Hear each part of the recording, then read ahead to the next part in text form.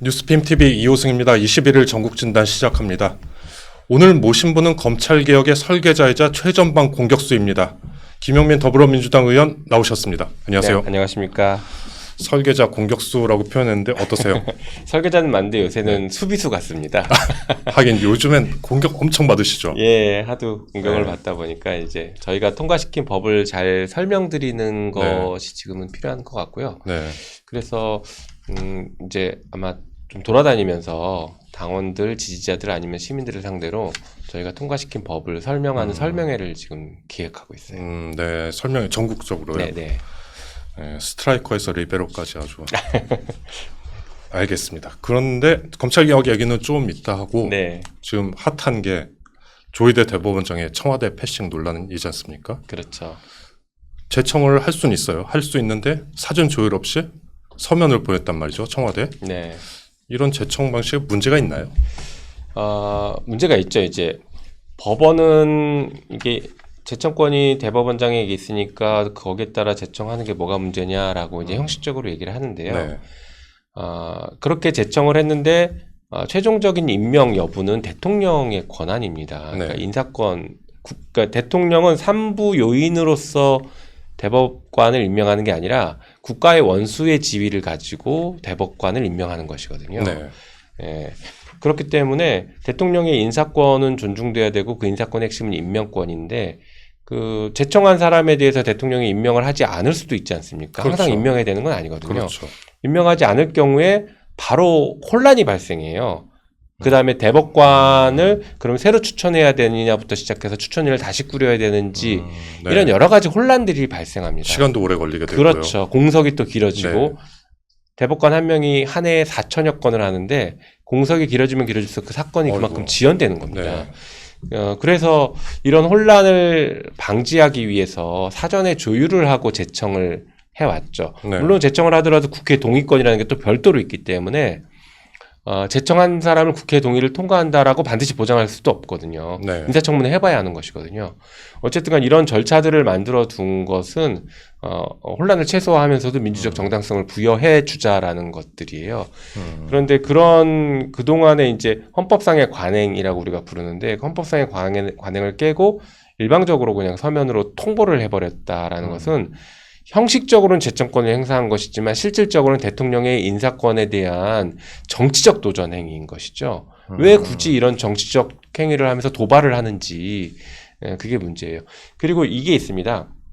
재청이라는 것은 그러니까 우리 헌법에 재청권이 있기는 있는데 그 재청에 대한 구체적인 절차를 따로 정해놓진 않고 있어요. 없죠. 그 부분은. 그러니까 법원조직법에서 추천위원회, 후보자 추천위원회를 꾸려서 거기서 복수로 후보자들을 선별하면 그 중에 한 명을 대법원장이 대통령에게 재청하는 방식을 하고 있어요. 네. 근데 아까 말씀드린 것처럼 대통령의 임명권, 인사권이라고 말씀드렸지 않습니까? 그러면 보통은 복수 추천을 합니다. 지금 여기도 재청권을 2명 했죠. 예, 네. 재청권을 대법원장의 재청권이다 보니까 4명을 추천위에서 4명의 후보를 추천하지 않습니까? 네, 그 중에서 복수로 추천해서 그 중에 한 명을 재청하는 방식으로.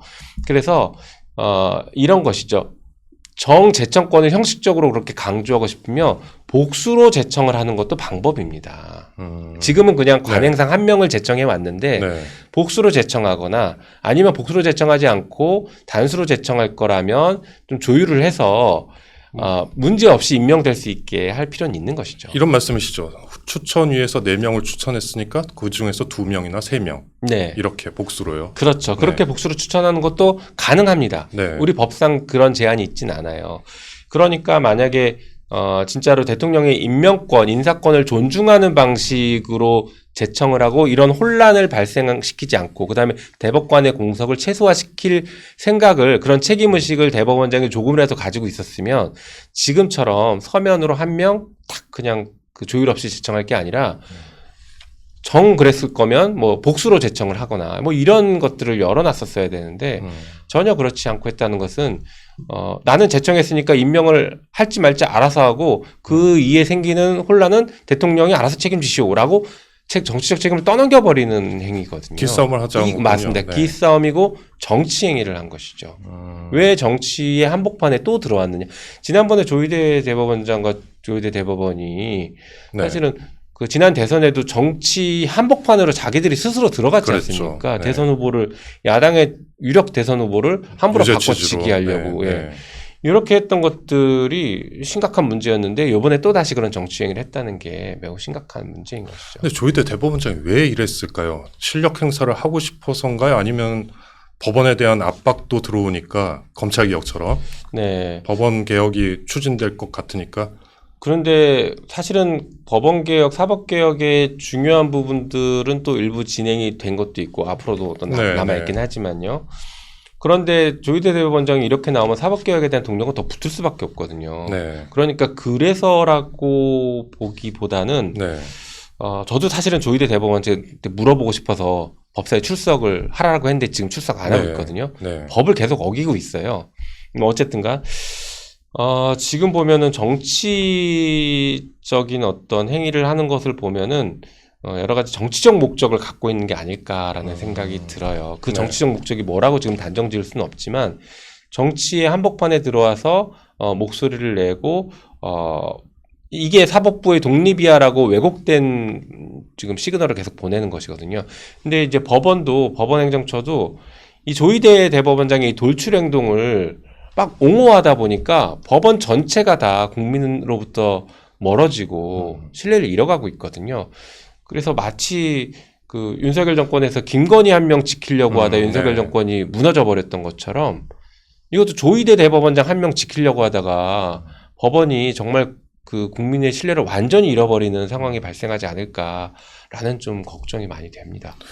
이게 핑퐁 게임처럼 갈 수도 있지 않습니까? 일단은 조희대 대법원장이 다시 추천위를 구성하고 또 재청. 뭐 그럴 수도 네. 있겠죠. 일단은 청와대에서는 반려를 검토한다라는 보도가 네. 나오고 있습니다. 그래서 반려를 하면은 이 재청을 뭐 수리하지 않고 다시 재청을 하라라는 취지로 그렇죠. 보여지겠죠. 다시 꾸려야죠. 후보 예. 추천위를. 그래서 다시 꾸릴지 아니면 있는 사람 중에 할지 사실 그것도 이제 해석의 영역이 있긴 한데 네. 그걸 좀 봐야 됩니다. 그런데 사실은 요 과정에서 굉장히 심각한 문제가 하나 발생했죠. 뭔가요? 그거는 이제 법원행정처장도 나와서 자백을 해버렸는데 대법관 추천 후보자 4명에게 자기가 일일이 전화해서 추천위를 다시 꾸려서 추천하는 방식을 상의했다라는 네, 네. 것입니다. 그래서 동의해 줄지를 물어봤다는 건데요. 네. 이거는 알고 있었다는 것처럼. 예, 이거는 네. 추천위를 꾸렸고 거기서 재청을 하도록 했던 법도 위반하면서 네. 그걸 원점으로 돌려서 새로 추천을 하겠다라는 굉장히 독특한 발생을 네, 한 것이고요. 더 심각했던 것은 그 전화를 돌렸던 사람 중에 한 분이 윤성식 부장판사가 있어요. 서울고법. 네. 이분은 지금 무슨 재판을 하느냐. 윤석열 내란 재판 항소심 재판을 하고 있습니다. 아, 네. 그런데 항소심 내란 재판부의 재판장에게 당신 대법관으로 추천됐지만 그 추천을 무효화시키고 새로 추천을 꾸리려고 하니 동의해라라고 전화를 한 것은 네. 재판 압박이죠. 재판 개입입니다. 왜냐하면 그렇게 받아들일 수밖에 없는 구조예요. 지금 그 내란 재판에 대해서 조희대 대법원장이 전원합의체로 회부를 했습니다. 네. 네. 그러니 12.3 비상계엄이 내란인지 아닌지는 자기가 직접 판단하겠다라고 가져갔어요, 사건을. 네. 그런 상황에서 이 윤성식 부장판사 그것만 하더라도 압박이 될 엄청난 텐데. 압박이죠. 네. 다른 판단 못하게 하려는 네. 굉장히 큰 압박이죠. 그런데다가 거기다 전화를 해서 법원행정처장에 전화를 해서 당신 추천 무효 만들겠다, 원점으로 돌리겠다라고 전화를 하고 동의해라라고 압박을 하니 네. 재판에서 얼마나 큰 압박감을 느끼겠습니까? 이거 재판 함부로 했다 진짜 큰일 나겠구나. 그렇죠. 내가 이 법원에서 살아남을 수 없겠구나. 조희대 코트에서 내가 완전히 찍히겠구나. 라는 그런 위협으로 느낄 수밖에 없는 구조이죠. 사법부 독립을 그렇게 얘기하면서 양승태 대법원장이 지금 사법농단으로 재판받고 있는 이 와중에 그런 전화를 해서 압박했다라는 것은 심각한 문제예요. 저는 제2의 사법농단이라고 보고 있습니다. 그래서 이 과정에서 사법부가 그동안 얼마나 오만했는지를 막 드러내고 있는 상태라고 보여져요. 지금 민주당은 많이 화난 상태잖아요. 뭐 조희대 그렇다고 대법원장한테 봐야죠. 오래됐죠. 네. 뭐 탄핵 소추 얘기도 좀 나오던데 실현 네. 가능성은 거의 크지 않지 않습니까? 저는 가능성이 있다고 보고 가능성을 높여가는 게 또 제 역할인데요. 네. 저는 일단 탄핵안도 준비는 해놨어요. 네. 작성은 해놨고 탄핵을 준비하기 위해서 그 탄핵 발의가 100명의 동의가 있어야 되는데 네. 기존의 최혁진 의원님 등이 중심이 돼서 100명 이상의 서명을 받아놓은 상태입니다. 동의를 받아놓은 벌써요? 상태예요, 이미. 제출하시기만 하면 되는 거네요. 제출만 하면 됩니다. 네. 다만 제출을 하면 본회의에서 상정해서 처리가 돼야 되는 게 이제 중요하니까 네. 그것을 위해서는 뭐 민주당 당 지도부나 원내대표당과 상의를 해야 될 것 같고요. 네. 어느 정도 협의를 해서 제출을 해야 된다고 생각합니다. 그래서 그 협의하는 절차들을 이제 좀 진행을 해보려고 같이 탄핵을 추진하는 의원들끼리 좀 논의를 하고 있는 상태입니다. 김민석 대표께서도 좀 화가 많이 나신 것 같던데 네네. 어렵진 않겠네요. 일단은 당에서는 공식적으로는 사퇴해라 네. 라는 입장을 이제 표명하고 있죠. 네. 이제 그런데 사퇴를 하지 않고 계속 버티면서 이제 제2, 제3의 아까 말씀하신 또 기싸움을 하면서 또 다시 뭐 서면 제청하고 협의 없이 서면 제청하면서 네. 갈등을 유발하는 모습들이 만들어진다라고 하면 당에서도 더 이렇게 기다릴 필요는 없지 않을까. 저는 그리고 개인적으로는요. 네. 아까도 말씀드렸던 내란 사건을 전원합의체 회부했고 김건희 사건을 전원합의체 회부해서 사건의 결론을 바꿀 가능성이 생겼다는 것이 매우 심각하다고 봅니다. 네.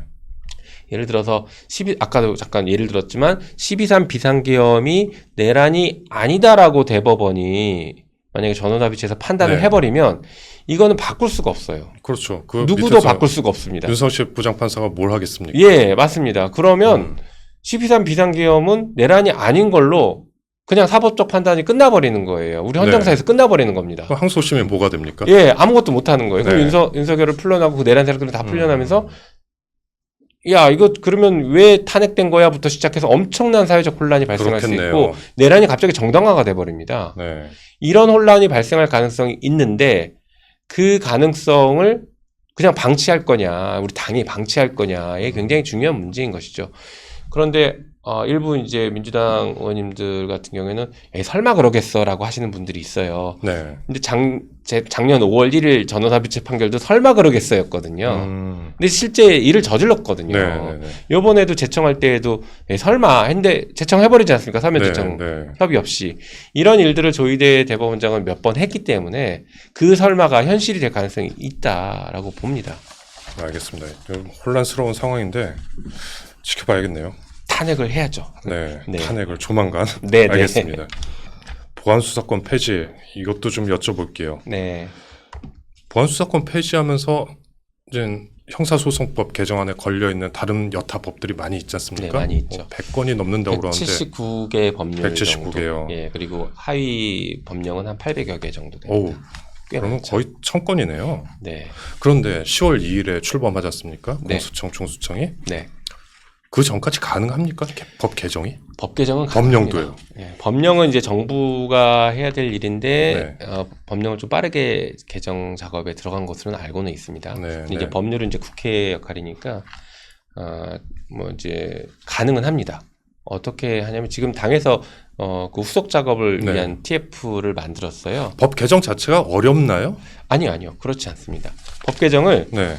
형사소송법 부칙을 통해서 일괄 개정하는 방식이 있어요. 아, 예, 그래서 네. 지금 그 어느 법을 어떤 방식으로 개정할지를 지금 정리하고 그걸 가지고 형사소송법 법 하나를 개정하는 방식으로 처리를 하면 되기 때문에 그것은 그렇게 그러니까 뭐 실무적으로 그렇게 어렵진 않을 수 있습니다. 다만 문제가 안 생기게 꼼꼼하게 촘촘하게 들여다보고 검토는 해야죠. 사실은 지금 뭐 기자님도 네. 질문의 취지가 이제 우려되는 부분이 있을 것이라고 그런 생각되시는데 우려를 많이 하니까. 저도 이제 사실은 그래서 네. 형사소송법을 빠르게 처리하자라고 계속 그렇게 외쳐왔던 겁니다. 지난 네. 3월에 공소청법, 중수청법 처리할 때 그때 형사소송법을 같이 처리하자라고 열심히 목소리를 냈던 이유가 바로 이런 겁니다. 네. 정부 그리고 국회가 후속 작업들을 해야 되고 지금 인력 재배치 문제부터 해서 예산 문제, 청사 문제 여러 가지 문제들이 그렇죠. 있단 말이에요. 그리고 실제 앞으로는 검사와 수사기관 간의 협력 관계로 가야 되는데 협력 모델을 구축하기 위해서 사전에 어떤 주요 사건들을 한번 돌려보는 것도 필요하거든요. 일종의 시뮬레이션 같은 거. 시뮬레이션이요. 네. 그런 것들이 필요하기 때문에 최소한 6개월 정도는 준비 기간이 필요하다라고 저는 봤어요. 네. 그리고 당시에 이제 국정기획위원회 인수위 개념에 했던 네. 거기서도 제가 질문했을 때 한 6개월 정도면 충분히 가능할 것 같다라는 그런 답변들을 들었거든요. 그래서 네. 6개월을 마련하기 위해서는 3월 달에는 처리해야 된다. 형사소송법을 이제 그 주장을 했는데 그게 안 받아들여졌죠. 그러다 보니까 지금 이제 7월 달에라도 간신히 처리를 하게 된 거라 이렇게 좀 늦어졌는데 그 늦어진 거에 대해서는 저도 굉장히 많이 아쉽고 네. 그 부분은 좀 안타깝습니다. 그래서 늦어진 만큼 저희가 네. 더 빠르게 좀 신속하게 그리고 더 철저하게 준비를 해야 된다고 생각합니다. 국민의힘은 어차피 늦어진 거 네, 뭐 하지 말자가 아니라 1년 연기하자. 네, 공소청, 중수청 출범을 네, 연기하자라는 내용의 법안을 발의했잖아요. 네, 네. 뭐 협상의 여지는 없나요? 일말의 여지도? 일고의 가치도 없고요. 네. 네, 그게 이제 검사들이 계속 하고 싶어 했던 것들이죠. 시간을 끌면서 1년 연기하면 이제 총선 국면으로 들어가는데 그때 이제 무슨 일들이 또 벌어질지 모르니까요. 벌일지 모르는 거죠. 네. 사실은 수사기소 분리하고 보안수사권 완전 폐지하면서 그 네. 수사권을 검사의 수사권을 완전히 폐지하면서 이상적이고 바람직한 모델로 제도는 설계됐습니다. 그런데 이게 현장에서 네. 잘 안 돌아가지 않을까라고 이제 걱정하시는 분들도 많이 있고 그거는 제대로 설계한 사람이면 당연히 그런 걱정을 같이 하거든요. 근데 이게 현장에서 발생하는 문제가 제도 설계의 문제인지 아니면 공직기강의 문제인지는 분명하게 구별을 해야 됩니다. 있는 제도를 법을 안 지켜서 발생하는 문제들은 대부분 공직기강의 문제인 것이죠. 그 법을 지키게 물론 제도를 더 꼼꼼하게 네. 해서 법을 안 지킬 수 없게 꼼꼼하게 만드는 것도 필요하죠. 저희는 그래서 법을 굉장히 촘촘하게 안 지킬 수 없게 보안수사 요구를 안 지킬 수 없게 굉장히 꼼꼼하게 만들어놨거든요. 네. 거기다가 법의 곡제로 처벌까지 하게 만들어놨기 때문에 꼼꼼하게 만들었습니다. 네. 어쨌든 그럼에도 불구하고 이게 잘 안 돌아가는 구조라면 공직기강을 바로 세우는 문제부터 고민을 먼저 정부가 해줘야 됩니다. 그리고 지금도 저는 검찰의 공직기강이 더 심각하다고 보는데 검사들 보십시오. 이 형사소송법 개정에 대해서 지금도 악담을 퍼붓고 뭐 위헌적이라는 많이 반발하죠. 등에 계속 그러고 있지 않습니까? 네. 도대체 어느 나라의 행정공무원이 국회와 정부가 결단해서 만든 법에 대해서 이렇게까지 악담하고 막 반발하면서 그럽니까? 결국에는 정치 집단이라는 얘기인 것이고 네. 공직기강이 바로 서지 않았다는 거예요. 경찰의 반발과 검사들의 반발 한번 비교해 보십시오. 경찰도 지금 보안수사 요구권을 예전에는 정당한 사유가 없으면 따라야 한다고 해서 거부할 수 있는 명분들이 있었는데 그걸 지금 없앴습니다. 무조건 따르도록 바꿔놨거든요. 그러니까 경찰 입장에서도 엄청난 부담이 생긴 거예요. 사실상 수사지 부활한 거 아니냐라고까지 이제 막 주장하시는 뭐 학자들도 계신데 뭐 일각에서 핑퐁 게임처럼 그렇게 될 거다라는 핑퐁은 이제 우려도- 없어지는 거죠. 네. 무조건 따르도록 돼 있으니까. 네. 자, 그렇다라고 하면 경찰 입장에서 반발해야 되는데 경찰들이 지금 여기 이 법에 대해서 위헌이라거나 뭐 이렇게 막 안 될 거다 현장에서 뭐 이럴 거다 이런 악담을 퍼붓거나 공개적으로 반발하는 거 들어본 적 없으시지 않습니까? 오히려 경찰들이 더 불안하죠. 예, 네. 사실은 그렇죠. 부담스럽고. 똑같은 행정 공무원들이라 네. 같은 잣대로 같은 태도들을 보여줘야 되는 것이죠. 그러니까 저는 우리가 제도 설계에 대해서 충분히 잘 고민했고 오랫동안 이게 갑자기 만든 법이 아니라 오랫동안 준비했던 법입니다. 네. 사실은 저도 오랫동안 준비했고 발의도 예전부터 했던 법들이고요. 21대 때에도 발의했던 법이기도 했고요. 그래서 이런 오랫동안 준비했고 만들었던 제도 설계가 현장에서 잘 돌아가기 위해서는 정부의 여러 가지 노력들이 같이 좀 병행돼야 되고 그럼에도 불구하고 정부랑 현장에서 열심히 했는데도 불구하고 이게 제도가 이게 조금 이렇게 바꿨으면 좋겠어. 아니면 이게 더 들어갔으면 좋겠어라는 것들이 있으면 대통령께서도 말씀하셨습니다. 그건 빠르게 바꾸자. 네. 그래서 그거는 국회에서도 빠르게 바꿀 수 있습니다. 다만 이게 잘 작동하는지에 대해서 해보지도 않고 무조건 안 된다라고 막 지금 위기를 부추기는 것은 공직자의 태도로서는 잘못했다는 것이죠. 시간상 마지막 질문 빠르게 드려야 될 것 같은데 지금 사기나 폭행을 당했어요. 일반 국민이. 형사 서비스를 받아야 되는데 과거와 10월 이후에는 어떻게 변화가 있을 걸로 생각하세요? 가장 중요한 것은요. 네. 공정하게 수사를 받게 될 것입니다. 그러니까 피의자도 그렇고요. 그 피해자도 공정한 사법 시스템에 기댈 수 있는 것을 저희가 만들었다라고 이해해 주시면 좋겠습니다. 그건 왜 그러냐면 네. 한쪽에서 권한을 집중해서 남용할 수 없고 권한을 분산시키고 서로 견제하게 만들었기 때문에 결론이 공정할 가능성이 매우 높아진 것이죠. 예전에는 검사 혼자 수사 그렇죠. 기소권을 갖고 예. 있었으니까. 그러니까 뭐 변호사비 증가한다라는데 그것도 지금 그 부추기는 가짜 뉴스 중에 하나인데 옛날에 검사 정관들이 잘 나갔었어요. 검사 한 네. 명만 그 저기 접근해서 결정하면 되니까. 그렇죠. 그런데 지금은 그게 어려워지는 겁니다.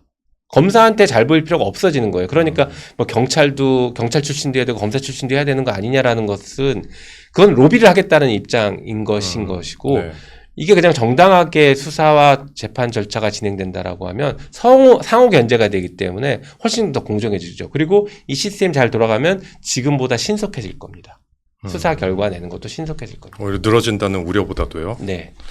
알겠습니다. 말씀 감사합니다. 그런데 좀 여쭤보고 싶은 걸 다 못 여쭤봐가지고 예. 조만간 다시 모셔야 될 것 같습니다. 알겠습니다. 오늘 말씀 감사합니다. 네. 감사합니다. 고맙습니다. 네.